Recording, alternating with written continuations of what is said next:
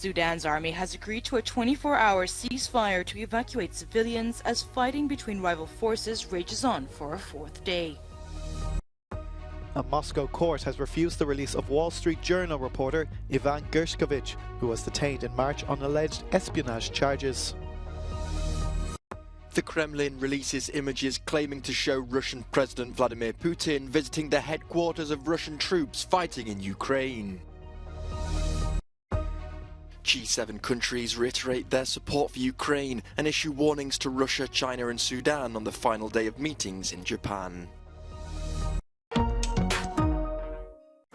The general of Sudan's army, Shams al-Din Kabashi, has agreed to a 24-hour ceasefire to evacuate civilians and wounded. They have been fighting the rapid support forces since the weekend, plunging the capital into chaos. More than 180 people have been killed. On Monday, the EU's ambassador to Sudan, Aidan O'Hara, was attacked in his home in Khartoum. The Irish diplomat was not seriously hurt, but the incident was swiftly condemned by Brussels. In a tweet, EU High Representative for Foreign Affairs Josep Borrell slammed the attack as a violation of international law. Government forces say they have reclaimed the eastern city of Port Sudan, but the fighting continues in Darfur, where the RSF is strong, and in Kordofan in the south. The UN Secretary General appealed again for calm. I strongly condemn the outbreak of fighting that is taking place in Sudan and appeal to the leaders of the Sudanese armed forces and the rapid support forces to immediately cease hostilities, restore calm, and begin a dialogue to resolve the crisis. The situation has already led to horrendous loss of life, including many civilians. The fighting broke out on Saturday after bitter disagreements between the leaders of the armed forces and the RSF over the planned integration of the paramilitary group into the regular army. The two sides accuse each other of starting the fighting, and both claim to be in control of key sites, none of which could be independently verified.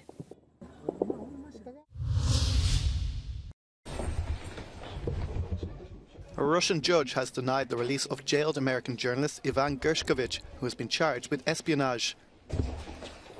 His arrest is viewed as part of a sweeping Kremlin crackdown on dissent and press freedom amid the war in Ukraine. He and the US government strongly deny the allegations.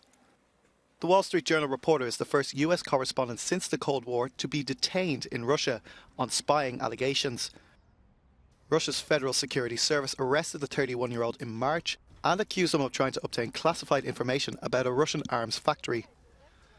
The decision follows Monday's sentencing of Russian political activist and Kremlin critic Vladimir Kara-Murza to 25 years in jail on alleged acts of treason and denigrating the Russian military. Speaking outside the courthouse after Gershkovich's verdict, US Ambassador to Russia, Lynn Tracy, condemned the court's decision.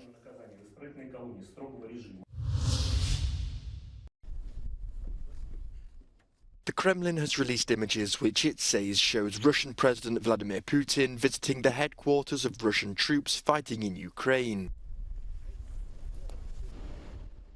The footage appears to show Putin visiting the command post for Russian forces in the southern Kherson region before receiving reports from top military officials.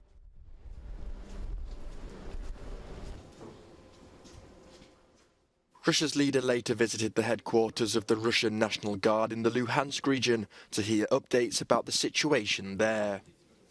Мне важно услышать ваше мнение о том, как складывается обстановка, послушать вас, обменяться информацией.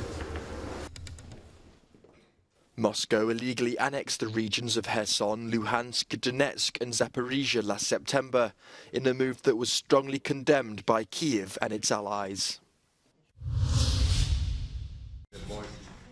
G7 countries reiterated their support for Ukraine and issued warnings to Russia, China and Sudan on the final day of meetings between the group's top diplomats in Japan. In the final statement on Tuesday, Japan's foreign minister expressed concern that the crisis in Ukraine could be repeated in Southeast Asia. ロシアによる無責任な核のレトリックやベラルーシに核兵器を配備するという威嚇、これを受け入れられないことを確認をいたしました。さらに制裁回避や第三国等からのロシアへの武器提供に対処するための連携強化、で一致をいたしました。In his closing statement, the US Secretary of State revealed that he had called for a ceasefire from the two warring generals in Sudan after an American motorcade was attacked. We had an American diplomatic convoy that was fired on. All of our people are safe and unharmed. But this action was reckless, it was irresponsible, and of course unsafe. Good evening, everyone. On the sidelines of the G7 meeting, Antony Blinken met with his French counterpart to reaffirm the strength of the US-French alliance. China has responded to the talks by accusing the G7 of malicious slander. The UK Defence Ministry says there is a realistic possibility that Russia has reduced troop numbers and is decreasing offensive action around Donetsk city, most likely to divert resources towards the Bakhmut sector, where Russian forces are also stepping up their use of heavy artillery and airstrikes, according to the commander of Ukraine's ground forces. The UK Defence Ministry says the front line in Bakhmut largely follows the main railway line. Ukraine is generally holding Russia's involvement from the south along the line of Korsunsko Street, the old main road west of the town. According to the Institute for the Study of War, geolocated footage posted on the 16th of April shows that Wagner Group forces have advanced north of the Kostantinivka-Chasiv Yar-Bakhmut route along the main railway in Bakhmut. The commander of Ukraine's ground forces said Ukrainian soldiers inflict significant losses on the enemy and significantly slow down its offensive. For both sides, the exact sequencing of any major drawdown of their units around Bakhmut has become a critical question, with Ukraine wanting to free up an offensive force while Russia likely aspires to regenerate an operational force.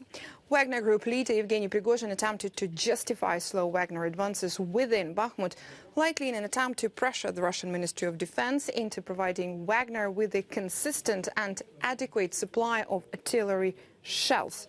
The Institute for the Study of War says Prigozhin is seemingly regaining some favor with Russian President Vladimir Putin, likely as a result of the Russian conventional military's inability to accomplish the tasks Putin had set up during the winter offensive in Donbass.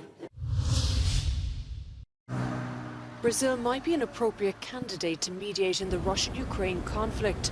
However, President Luiz Inácio Lula da Silva's criticism of the US and Europe has raised hackles in Washington. Lula reportedly suggested last week from Beijing that the US should stop encouraging war in Ukraine and start talking about peace. The US has responded by saying that Lula parrots Russian propaganda about the war. Brazil's Foreign Minister Mauro Vieira was quick to respond to the White House's criticism. Não posso dizer nada porque nem ouvi, não sei do que se trata. Eu só posso dizer que o Brasil e a Rússia completam este ano 195 anos de relações diplomáticas com embaixadores residentes e, enfim, são dois países que têm uma história em comum. During his visit, Russian Foreign Minister Sergei Lavrov thanked Brazil for its attempt to mediate peace talks in Ukraine. Мы признательны бразильским друзьям за прекрасное понимание генезиса этой ситуации. Нас объединяет общее стремление содействовать формированию более справедливого, подлинно демократического, полицентричного миропорядка.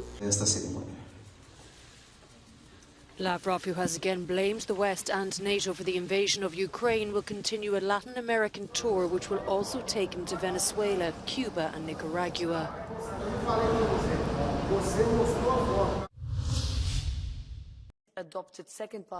The European Parliament is taking another step forward in the fight against climate change. On Tuesday, MEPs approved 5 new laws in the EU's landmark Fit for 55 package, which aims to reduce greenhouse gas emissions by 55% by 2030. Among them is the Carbon Border Adjustment Mechanism, designed to create a level playing field between EU and non-EU producers. It does this by putting a carbon price on certain imported products. The lead MEP on this new law says it will almost certainly shake things up. It is an absolute game changer and it's really historic because for the first time we will start asking producers to pay for also the imported CO2 emissions.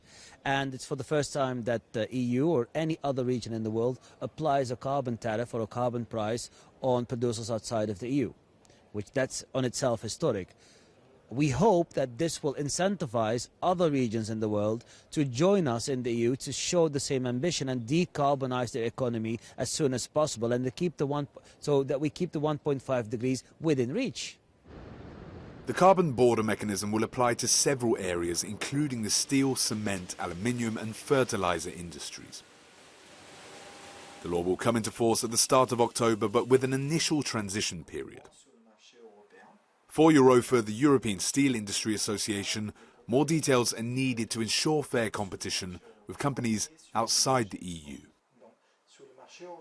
Our sector in the next 8 years is expected to invest around 30 billion euros to decarbonize, but at the same time it needs to remain competitive. So for instance, we have 45 billion euros of European steel that are exporting to third countries, and these exports with the current measures would be fully exposed to unilateral cost and would be made uncompetitive. So in short term, our survival is at stake, and our transition to a green steel is also at stake. Other measures included in the bumper climate package are the reform of the emissions trading system and a social climate fund which aims to ensure a fair green transition for all EU citizens.